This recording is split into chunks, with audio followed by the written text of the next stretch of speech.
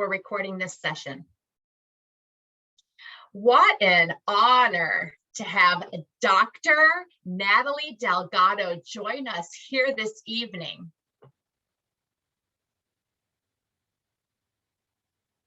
I want to learn a little about yourself, who you are, where you come from, and then we can dive in to our topic of bimodal bilingualism. Sure, absolutely. Hi, everyone. Thanks for having me tonight. I'm excited to be here. It's wonderful to be in Tennessee. And I think I was in Tennessee 2 months ago in Nashville. It was my first time visiting the state. Really nice to meet everybody. And it's great to see everyone here this evening. Again, my name is Dr. Natalie Delgado. This is my sign name. I smile a lot. I grew up hard of hearing. I was identified hard of hearing at 5 years old. I had a moderate hearing level at the time. My parents found that out, but prior to that, about 3 years old, they suspected something was different. I wasn't responding when they called my name, when they yelled my name for dinner. If I was playing, they might call for me and I didn't respond. They thought, well, maybe she's too busy, you know, but maybe she just didn't want to follow instructions. But then, you know, when the TV was on, I would put my ear up close to the speaker. The volume on the television was constantly on high, and they thought that was strange. So they spoke in Spanish, and they just thought it was odd that my language wasn't developing. So they decided to take me to the doctor. The first doctor said, well, you know, at that time, they used the term mental retardation. It's not appropriate, but it was at the time. So the doctor thought maybe, you know, maybe she's mentally retarded, but no, you know, I mean, we've got English and Spanish happening in the home. So then they brought me to another doctor and they said, well, you know, maybe she's autistic. And my mom was like, no, she's not autistic. I mean, if I was hearing what was happening, I would pay attention. But if I didn't pay attention. They took me to a third doctor who said, you know, it's possible she's hard of hearing. Let's send her off to have a hearing test. They brought me to the audiologist, and sure enough, I was diagnosed as hard of hearing with a moderate hearing level. So they gave me some hearing aids and put me in the regular school. I went to a private school, just for clarification. I didn't have an ITP. There wasn't any 504, no accommodations or modifications or support for that matter. My parents didn't have any idea. The audiologist said, you know, just have her sit in the front of the class closest to the teacher and she'll be good. And my parents really didn't know what kind of support I needed at that time. They said, they felt that I did well in school, academically speaking. And, you know, I had a hard time reading books, and, you know, everybody else at my peer group was excelling, and I was, you know, having to do a lot of extra work to catch up. So they figured that I was struggling. I was missing a lot of the instructional information, but I hadn't met any other deaf person until I was about 19 years old. And at that time, I met a deaf person who was an oral deaf person, and they did use cued speech. And that person introduced me to my first signing deaf friend. And that was at 19 years old. So that was a new experience for me. And that's me in a nutshell so far. Oh, hold on a second. Let me add in. So again, at 5 years old, I was moderate. At 13, I had something called severe hearing loss. By the time I was 19, it was more profound, or actually moderately severe to profound, and has been ever since. It's been static. So I technically have a profound hearing loss. And Brielle is saying, thank you. That's some great background, and your diagnosis history, your school involvement, and the like. So let's talk about your family and where you're from. Sure, absolutely. My family are immigrants from a country called Ecuador, which is in South America. They moved here before I was born, so they spoke Spanish. That was their first language, and English was their second language. My family is all hearing. I am the only deaf person in my family. Because the audiologist told my parents, hey, give her hearing aids and set her in the front of the class, nobody learned any sign language. So I learned sign at 19 years old. And my parents started saying, oh my goodness, well, I wish we would have done that sooner because it's so awesome. So they started taking classes, and of course they took everything that was available at the time. And so I think that that's pretty cool. Great. That helps us understand some context about where you're from and where you come from. All right, so let's transition to the topic of bimodal bilingualism. Before we completely dive in with both feet, I wasn't 100% sure. Bimodal, could you share what that means? Yeah, explain that for us. Okay, so I am a bimodal person. So I use two different modalities. Well, technically three if we want to get technical, but most everybody here reads and writes. So that's a single modality.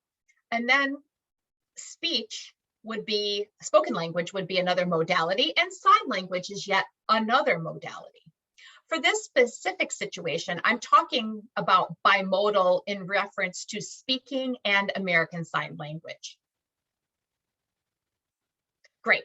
So having established what does bilingualism mean? So bilingualism, meaning using two or more languages. So for this discussion, let's use English and American Sign Language as our two languages.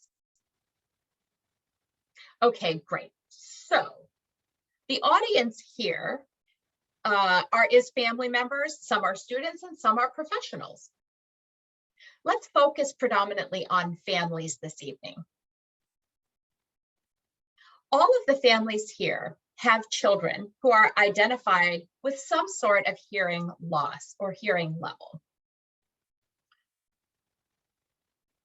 And they have a lot of questions that come up regarding school, home environment, and the lot. So language, of course, is one of the biggest things, or one of the biggest things that we want to talk about, as well as hearing loss. Some people might think, okay, you know, maybe it's just best we learn one language at a time. And then, you know, we can pick up sign language. Once they've picked up that first language, then we can add a second language. I'm wondering your perspective on that idea. So there's many different ways to look at bilingualism. You don't have to do one language, learn one language, and then add a second language. I don't necessarily follow that. I mean, golly, there's a lot of research to prove that you can learn multiple languages at the same time, whether it's signing or speaking, or you can teach more than one language at any time. You don't have to wait until one is mastered before adding another one, or to wait for one to be developed enough to add a second one. You can teach a child English and American Sign Language simultaneously at any time. There is no specific timeline. And the same goes for thinking about in other countries. So for in Ecuador, for example, my family all speaks a minimum of 3 languages. All of them grew up speaking English and Spanish, and they learned Spanish from home. They learned English in school, and then later they added, you know, a 3rd, 4th, 5th, or 6th language, and that's very common. A lot of research backs that up. So you don't have to pick one, you can pick both. It's not always either or. It can be and both.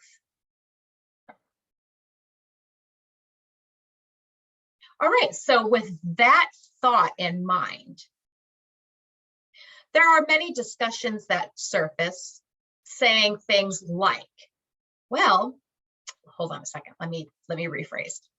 Bilingualism is learning multiple languages, which is fine for hearing children, okay? However, when it comes to deaf children specifically, people say, it's best to focus on one because learning some other language is going to hurt the development of the first language, or it's going to, if a child learns ASL, it's going to impede their oral spoken language, or vice versa. If they learn spoken English, it's going to hinder their sign language development.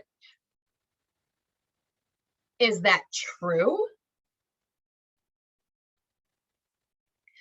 Well, that's a classic misunderstanding. Our brains function the same, and our language acquisition is the same. We have the ability to learn more than one language, regardless of whether you are deaf or hearing. We are the same. And now research has shown that signing does not impede spoken language at all. In fact, it does the opposite. It definitely reinforces language development.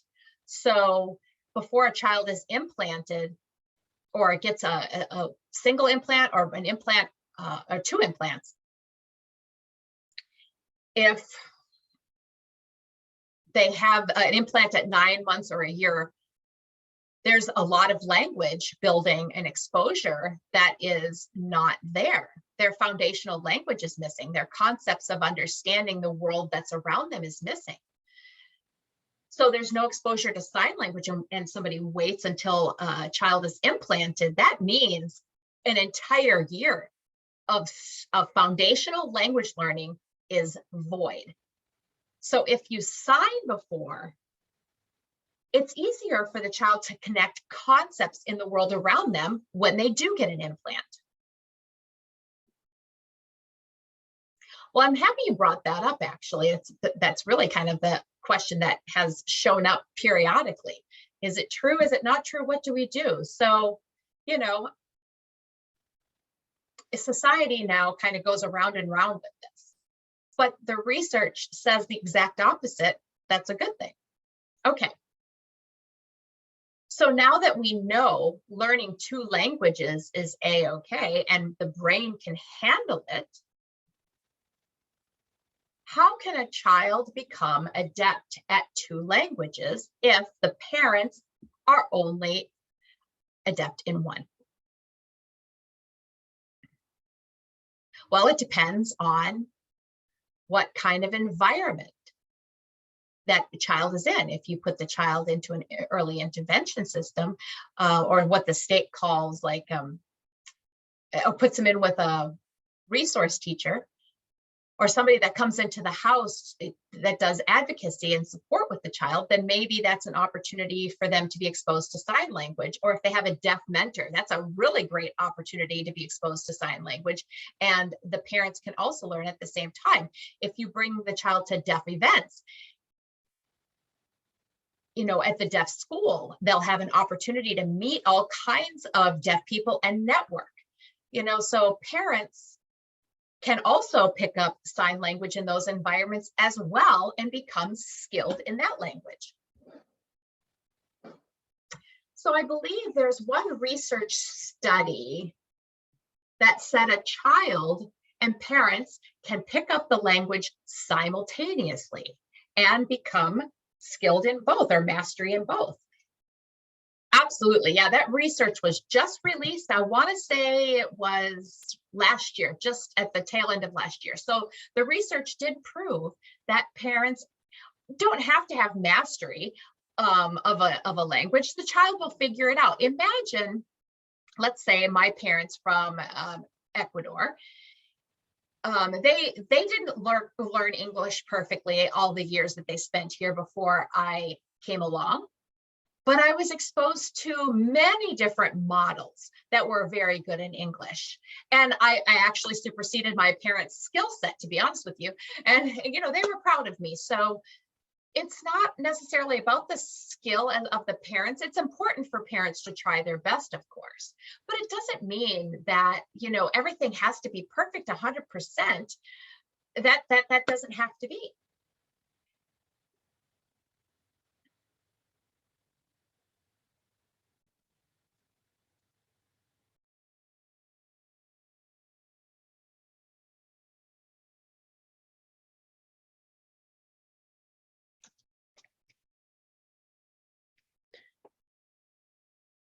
Okay, hold on. Let me look at the chat real fast.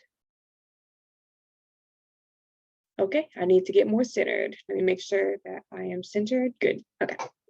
Thank you for that comment, John. So I have noticed throughout my work with interacting with these families and these deaf children that all the impacts that they've had in their life, that they have a mix of various languages. So for example, once a month they'll only sign. They won't voice at all. And then they'll switch and they'll only voice and they will not sign at all. And then they'll just have a variety. And then there's some people that won't speak and will only sign. And then there's only some people that they will only sign to and they won't speak to. And so there's some children between 2 and 4 usually is in our group.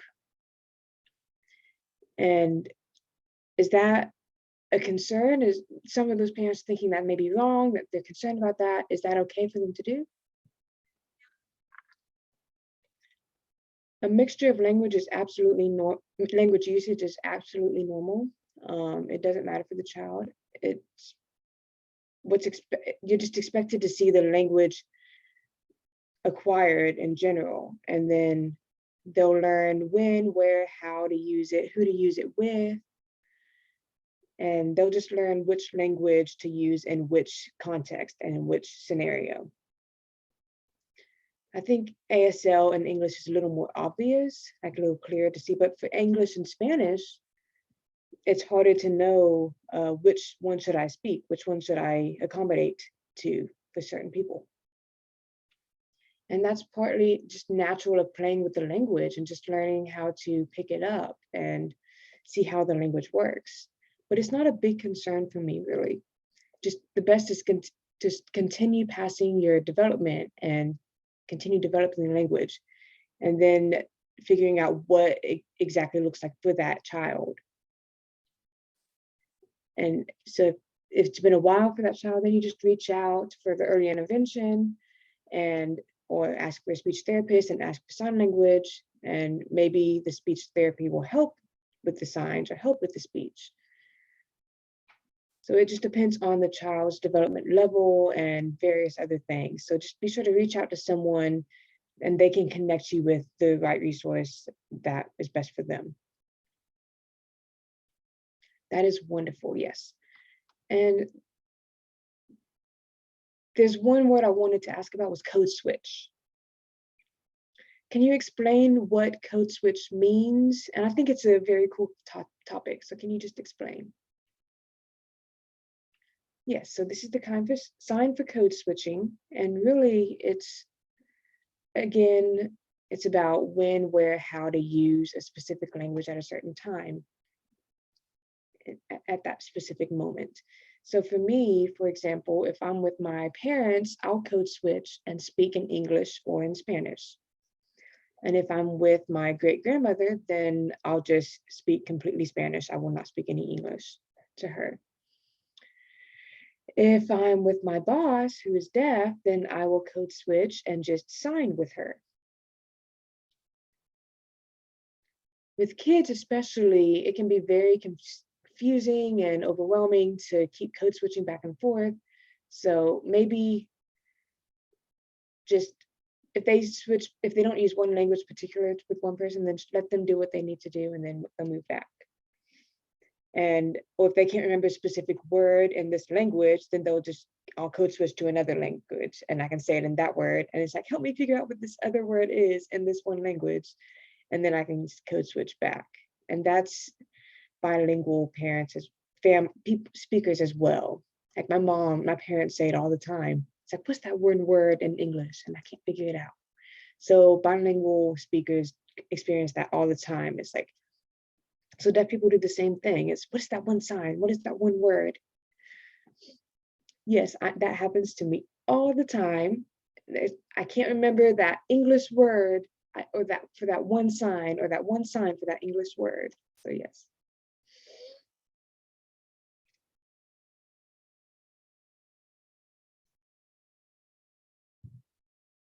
So again, based on my interaction with these families that we've got here tonight, Some children just really prefer one language or one modality. And some are okay with other languages or modalities, but some of them just prefer one or feel more comfortable with one language. But the parents really want them to be bilingual and bimodal. So when that situation happens, should the parents feel concerned that they're, so quote unquote, resisting their system, what they want to do? That's actually really common in hearing and spoken languages as well. So my sister, for example, she can speak Spanish at home. And then when it was time to start school, she resisted Spanish and would only speak English at home, because at school they would only speak English. And so that's very normal for bilingual children to do. And I do want to suggest to parents that why that is happening, because you just want to have it 100%. Some students will feel stubborn and they just want to finish developing and perfect the one language, and then they'll go to another one.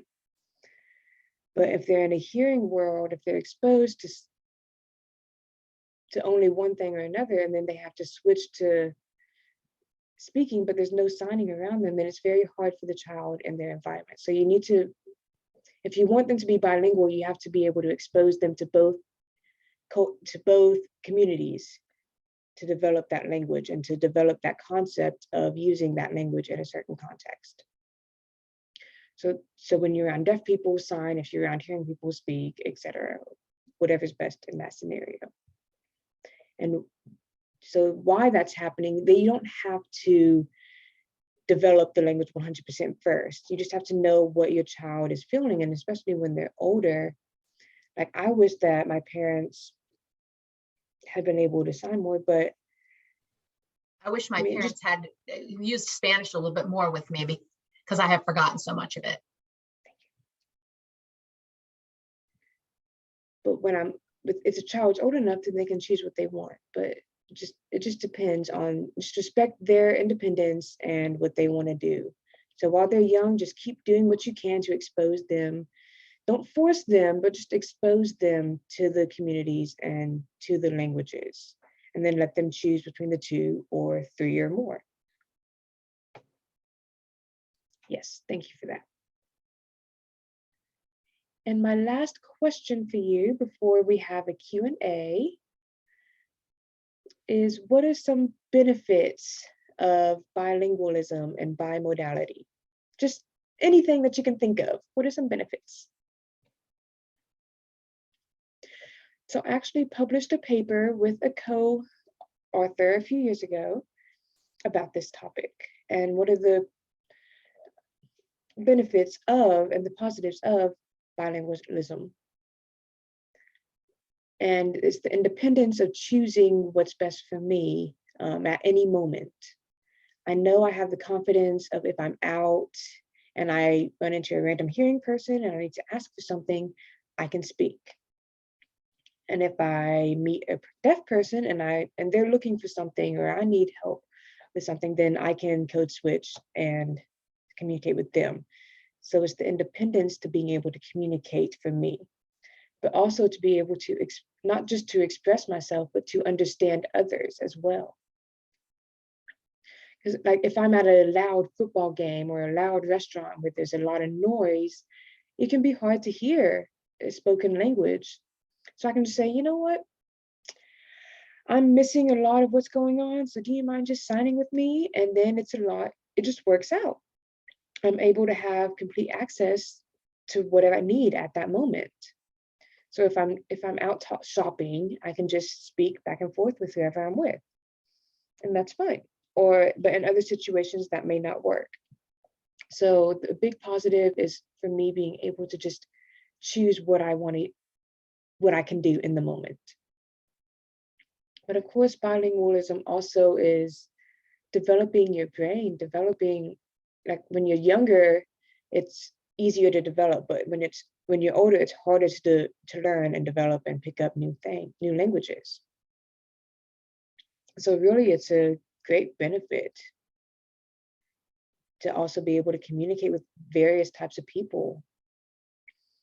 There's some research that shows that people who are bilingual or bimodality, they have more satisfaction with life. They're more happy with their life. So it's just a lot of positives, really. So are there any negatives? I can't think of any negatives, but there any that you can think of or that you've experienced about being able to use two languages? Maybe. I don't know. Okay, perfect. So now we are going to switch over to our Q&A.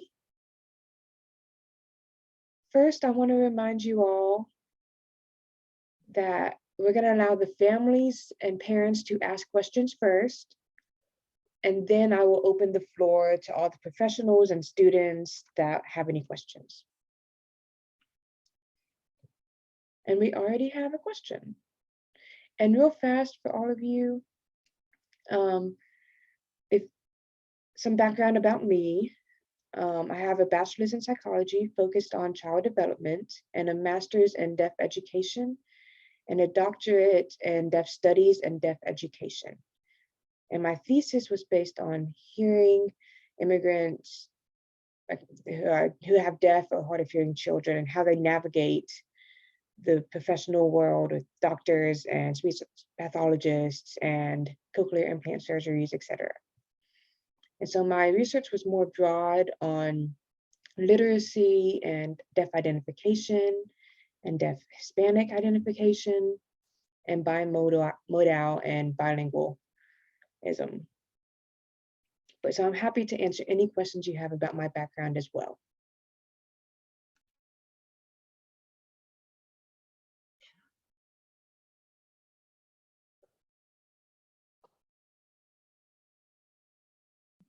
Okay, so the first question is in the chat box.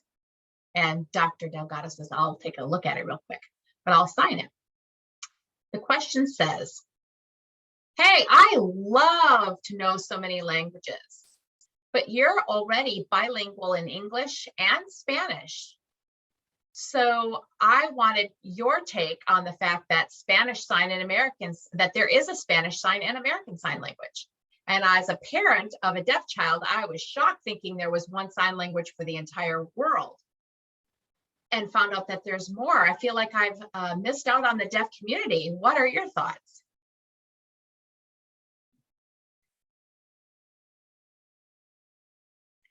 Well, I know English, Spanish, sign language, and a little bit of sign language from our native Ecuador. So the Spanish language is a language, but each country has its own dialect. So for example, the Ecuadorian Sign Language is different than Mexican Sign Language, which is different from Brazilian Sign Language, which is different from the sign language in Spain.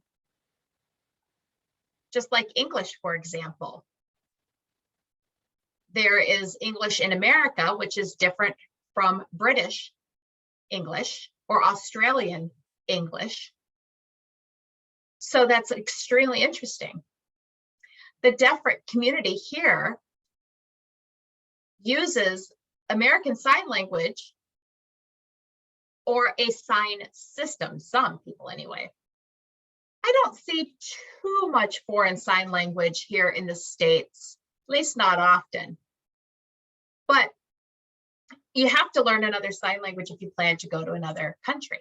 So just keep in mind that deaf people in America that go to another country can navigate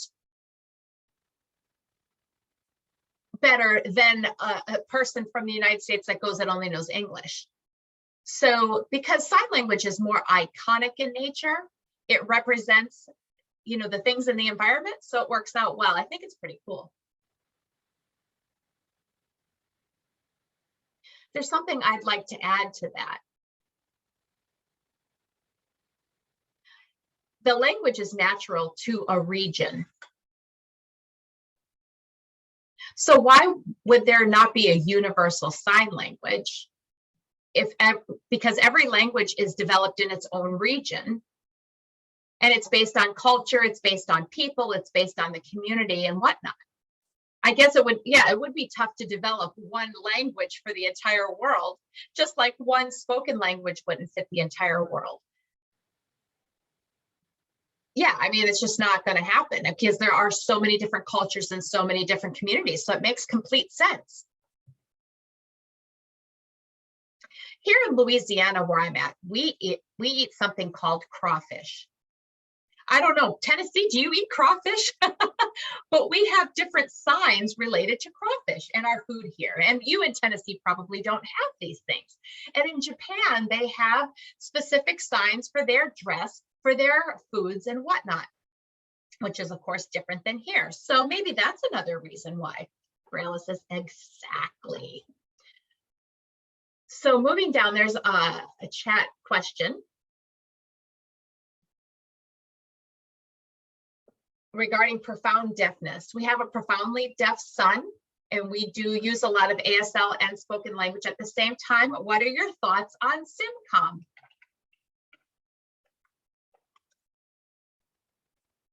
Well, SimCom. You're not actually using American Sign Language when you use SimCom. You're really not using exact English.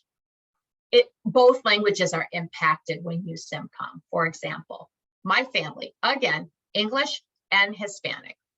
If we try to use English and Spanish at the same time, you can't perfect either of them. It ends up with like a mashup of Spanglish, if you've ever heard of that. It's not a true language on either side. So I try my best to recommend separate languages. If you want to learn American Sign Language and you want to learn English or whatever language of your preference, do that. But I understand that life happens. And, when kids go to school, if you say, get your shoes on and you have to sign it in SimCom, that's fine. But generally speaking, SimCom is not an actual, if we want to call it a clean representation of ASL, nor a clean representation for English.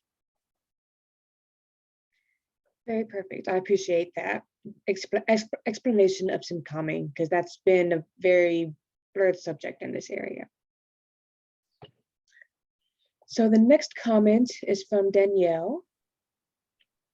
And have you or do you know of research regarding children institutionally raised in other countries that are language deprived and then adopted at an older age? I'm assuming that you're talking specifically about deaf children, and the answer is yes. We see language deprivation in children from this country and from other countries. It doesn't matter. And the age is across the gamut. Yeah. Many parts of the world really don't have good access for a deaf education. And those children struggle. They suffer, actually, and it's really unfortunate. I hope that answers your question, Danielle. If you want to clarify on that, then just send a message. Yeah, definitely pop up and clarify. Yes, please.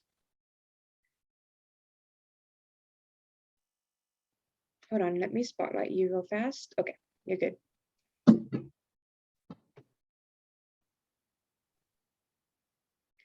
So my question specifically is about my son. He is deaf, profoundly deaf. And he was raised in Holland, and then I adopted him later on when he was older. And so he struggled quite a bit learning ASL, learning English, etc. And he didn't have a first language foundation at all. So we did research, and because I thought, Mom and Dad, I knew a lot. I knew what to be able to do, but it was very tough. So my question is, based on any research that you can find, explain how to advocate, how to provide, how to get resources for an older child that's been adopted, because it almost seems like they've been pushed aside and it's almost too late for them to pick up anything. And it's very heartbreaking for parents, because we try to get these resources and we do some research, but there's not a lot of information available for that kind of situation of an older child with language deprivation. So I've got two answers for you.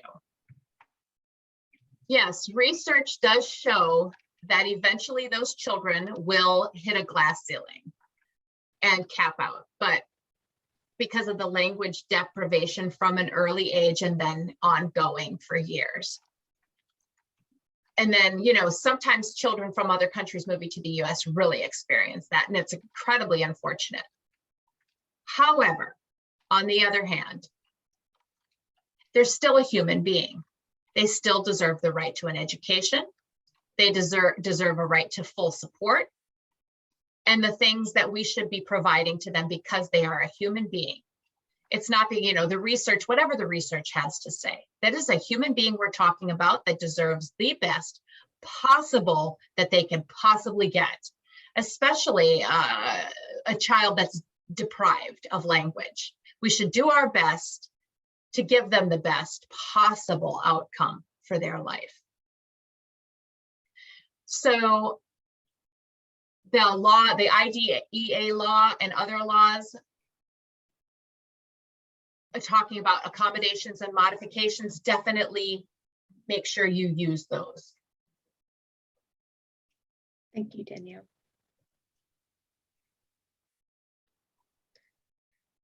Okay, are there any other questions from the parents or families? If not, I'm going to go ahead and open the floor to the professionals and the students. You can type in the chat or you can open your screen and ask away. Sharon, come on in. Okay, go ahead. You're spotlighted. Wonderful conversation. Great, thank you so much. One question that I have, based on just your research and what you've done with deaf children, maybe they sign or they speak, but with their education growing up in school, it's very important to be social and be involved, and it's very important for that. And that concept is very important in their society and their growing up. Okay, so the social emotional well-being of a child is absolutely critical. We already know, generally speaking, that hearing kids have social emotional support that they receive, but not getting it can impact their behavior. It can impact, you know, how they feel about themselves and self-confidence and how they look at the world. The same goes for deaf children or deaf and hard of hearing children. They need to have adequate and equal support, and there need to be meeting deaf friends. Deaf role models are vital. And they need support in the way that they access information. It's very common to have behavioral problems in deaf children. And that is in part because of how they feel about themselves. They don't have the coping skills to resolve the problems and issues that they are facing. So we have to repeatedly model appropriate behavior. If we show, you know, if somebody's showing a face that they are sad, then they are needing something. Show them love, you know, take a deep breath together, have that moment, and help the person feel that have their emotional well filled so that they can deal with whatever they're facing, whatever problem has come up into their life. You know, so the social emotional support is absolutely vital. Thank you, Sharon. Okay, I see another question from Megan in the chat.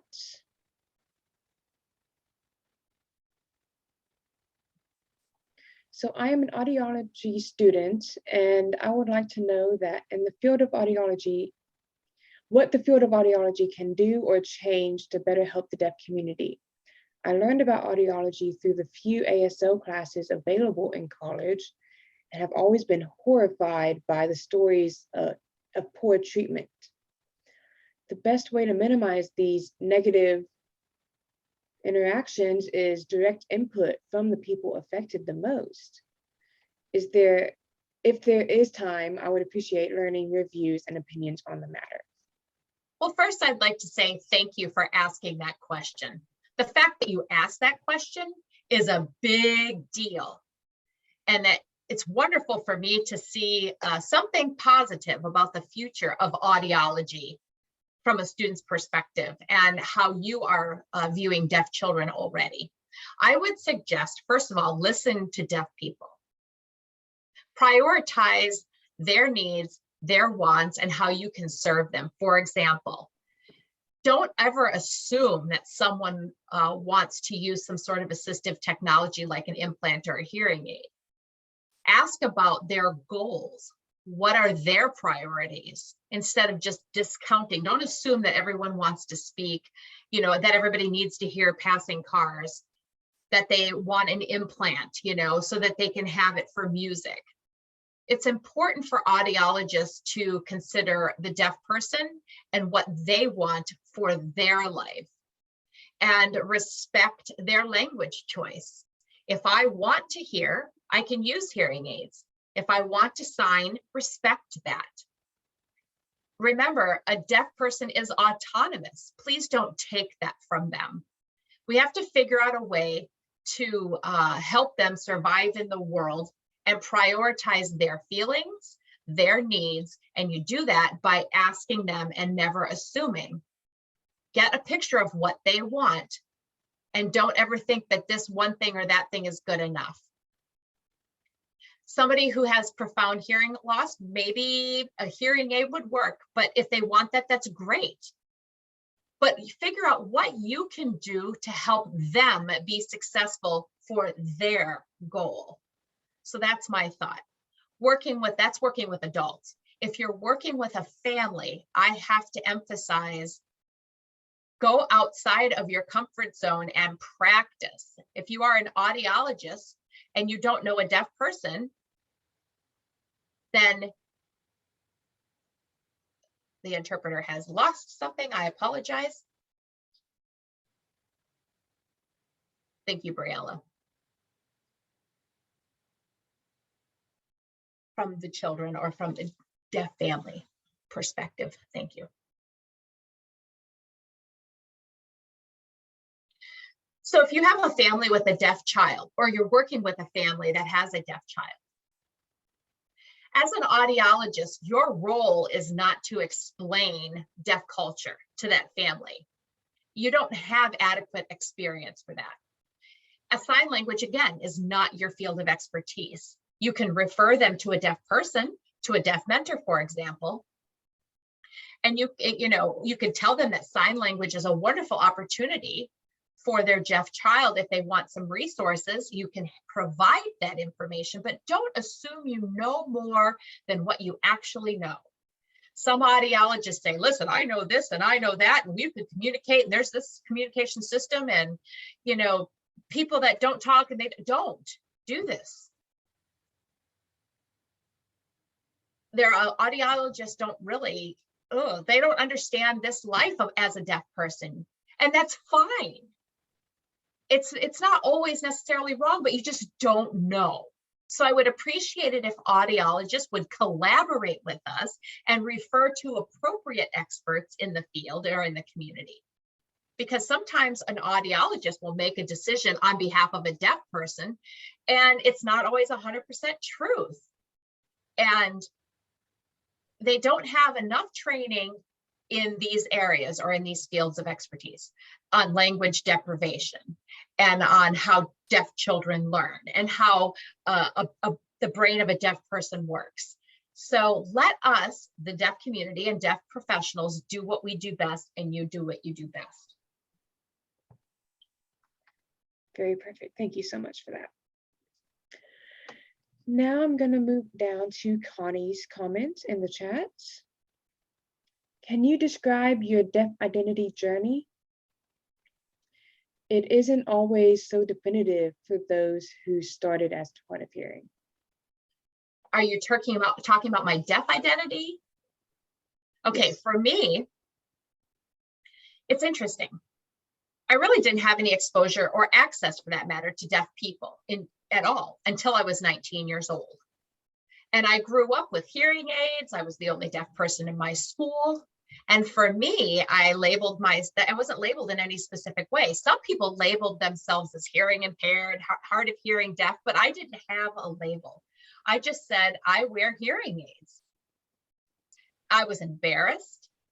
I was avoidant. I didn't want to show anybody that there was any kind of thing on I didn't wear ponytails, let's just say that. Later on, when I met my first deaf person at 19, I had an epiphany. Oh, I am proud to be who I am. It's not just, I'm not talking about I was just okay with that. I'm awesome. And it is okay to be deaf. You don't have to feel embarrassed or anything of that kind. So when I started to completely immerse myself in the community, well, golly, that was a whole new experience for me. It's where I felt most myself and I was most happy. And that's my journey to date as a deaf and hard of hearing person. Perfect. I always love hearing about deaf identity journeys. It's beautiful. If you had exposure from birth or if it was later on in life, I love it. Okay, now Heather has a comment. What about sign-supported English, SEE? Some people, I have seen some people, deaf adults use this. What is it? Okay, so SEE is a communication system, just for clarification. American Sign Language is a language. SEE or C is a sign system. It's supposed to be a visual representation of English through the hands using signing. And there's different levels of C. So there's some that are more strict than others, but it just shows parts of the English that ASL doesn't. For example, ASL doesn't include INGs, it doesn't include EDs, it doesn't include ES, whatever, at the end of the words. So it's more initialized signs and includes the beginning letter of the word more frequently than not, and more frequently than ASL does. So that's, in brevity, that's what it is. And I also want to give a short description, difference between ASL and SEE. So there's a quote, and so I'm going to the store. So for example, that phrase. In ASL, you would say, go store. Just go store, I go store, simple. In C, you would say, I am going to the store, I don't know how you would do that, but anyways. So it's more by the word, by the sections of the English phrase. I hope that makes sense. Okay, let's see the other comments. We've got one from Danielle again. And now she had a question from a parent of a deaf child. Now we've got a professional question. As an interpreter in a public school setting and interpreting for students struggling to develop English and ASL proficiency, what do you suggest to EIs when supporting students in ELA settings? And the students I'm referring to are learning ASL and English at school, but minimal access to language at home.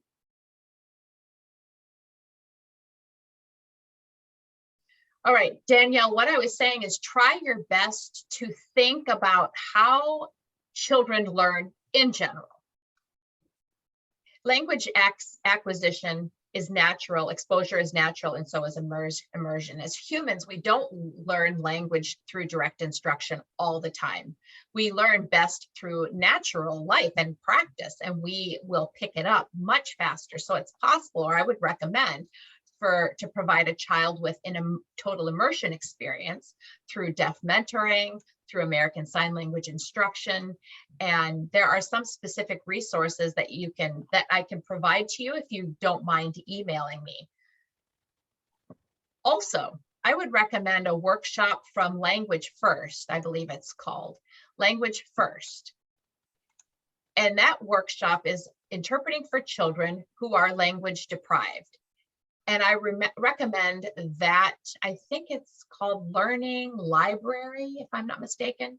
Again, it will focus on an immersive opportunity and exposing that child to American Sign Language in school and out of school. And if they can meet deaf adults, that's a plus. Positive, a summer camp or some camp at the deaf school.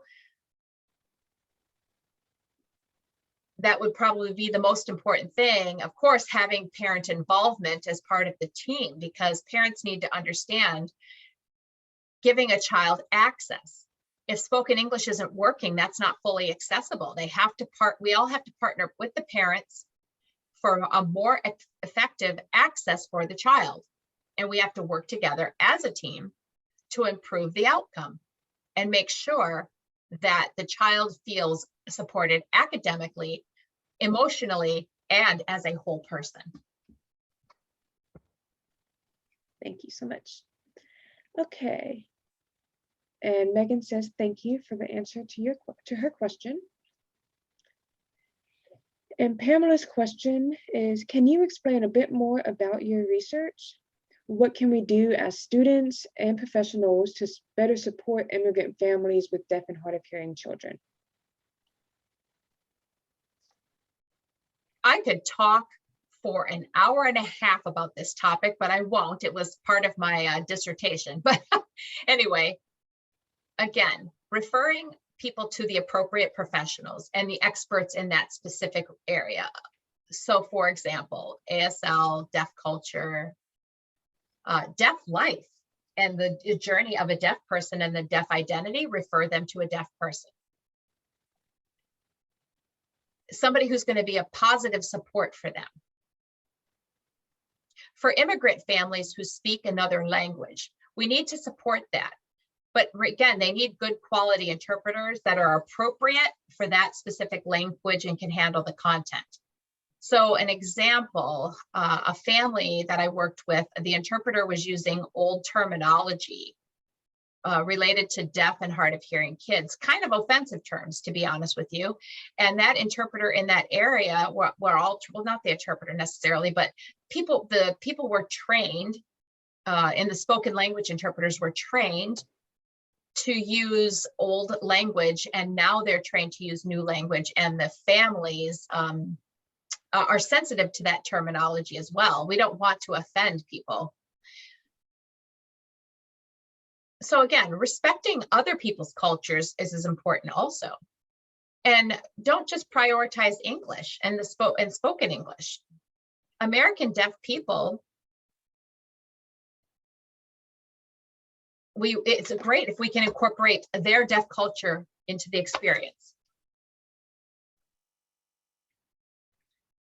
Thank you, thank you. And now Cheyenne we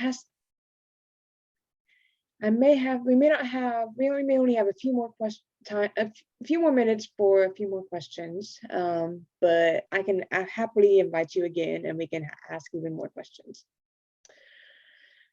So I am also an audiology student, but I am also deaf who wears bilateral cochlear implants.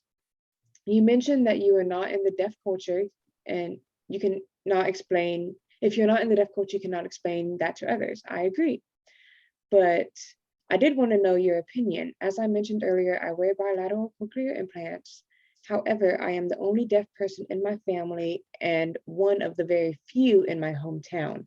I like to say that I have a foot in the hearing world and a foot in the deaf world. I am not fluent in ASL at all, but I do know the basics.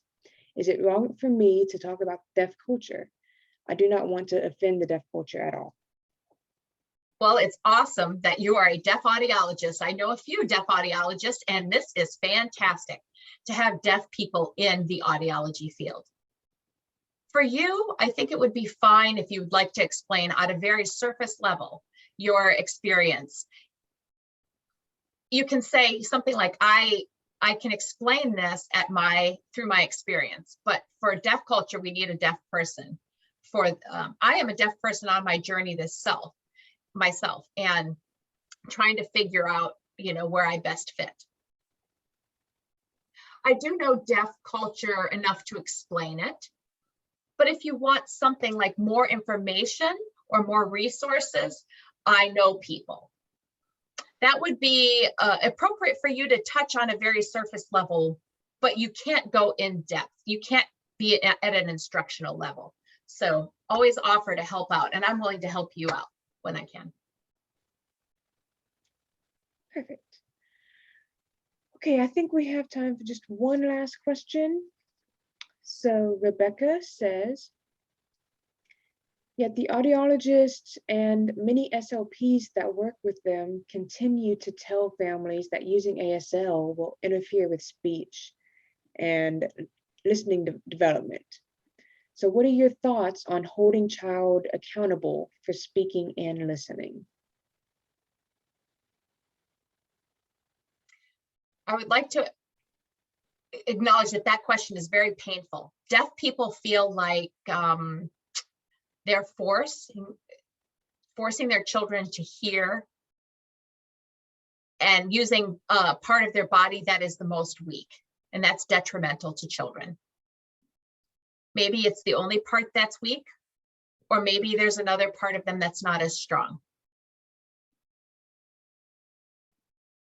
But again, the family has to work with the audiologist, speech therapist, and use the sign language. One parent told me she wishes that she had not listened to the speech therapist, because now her child at 4 years old could not express that child's thoughts and really didn't have any language at all. And she was disappointed in herself for just taking things as they were told to her without investigating herself. And I'm telling parents, you don't have to take whatever's told to you. You have the right to ask questions. You have the right to research yourself. You have the right to ask somebody what their background and expertise is in handling deaf children, not just because they heard one time, 50 years ago. So related to holding children accountable for speaking and language, you can't force children to do something that is not accessible to them or that's not comfortable for them. It needs to be a safe environment for them. You can talk about the spoken language and say, hey, right now this is English time, or right now we're speaking.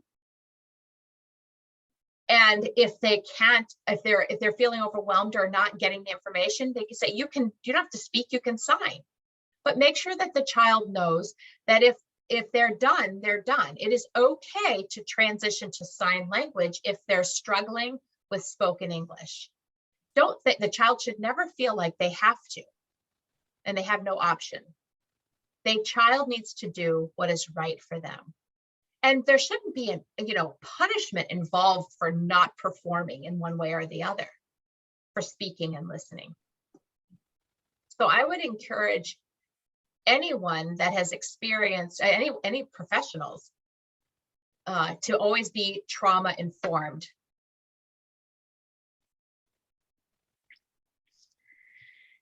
Thank you so much. And we are ending right at 8, so it's time to wrap up.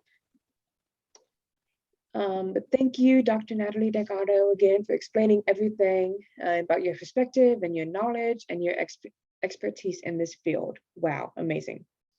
And yeah, I'm going to leave my email in the chat. You're free to contact me if you would like to.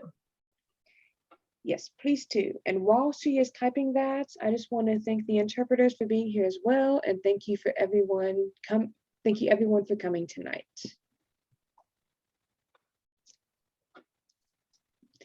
And you can feel free to open your screens and wave goodbye and wrap up. We are done.